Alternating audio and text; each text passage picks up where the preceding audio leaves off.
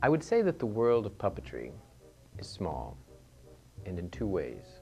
One, puppets are small. The little window that they inhabit is a small world. It's a small universe. You're staring at these funny little creatures acting strangely in the window. So the puppets are, diminutive versions of human beings. But puppetry is also a small world because everybody in puppetry knows everybody else. There are not very many people who do it. There never have been. It's like an organization of magicians. Well, what we're doing now is really a new version, a new incarnation of Pinocchio's marionette theater. It's like a resurrection almost, because Pinocchio's had run for years under its founders, Dave Eaton and Patty Blackwood, who created great shows. They had a beautiful theater not too far from here on Cimarron Boulevard. They moved to the Altamonte Mall, and Dave became ill, so the theater closed. It's a new team of people with ideas to expand what Pinocchio's does. The core productions are marionette fairy tales, little Broadway musicals that David wrote.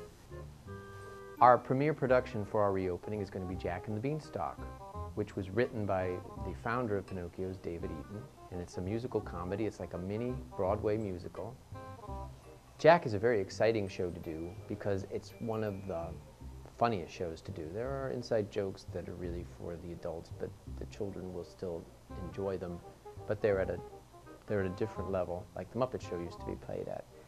I love the artificial world of characters who can walk in clouds. The giant's castle is in the clouds, so there are characters walking around with clouds behind them. There's this beanstalk that's just a fabric bag with silk flowers hanging on it, but it magically rises up from the stage. And then the giant comes out, and even though the puppet is, really about comes up to here, on the stage, he's a giant.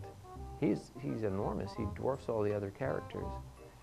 It's neat to be able to see the reaction of the children to all the shows, and particularly to characters like the giant when he's misunderstood, because we all feel misunderstood. So a lot of the children in the audience relate to him, the giant, as much as they'll relate to Jack, who's the hero of this story. We have a whole season planned of shows to do after Jack and the Beanstalk, and we're going to go into Hansel and Gretel. In between shows, we will have hand puppet shows that will be brought in, like the Fuzzy Freak Show, and then that will take us to the Christmas holidays, where we'll do shows that are multicultural, like Holly Follies, and then a story of a little drummer boy.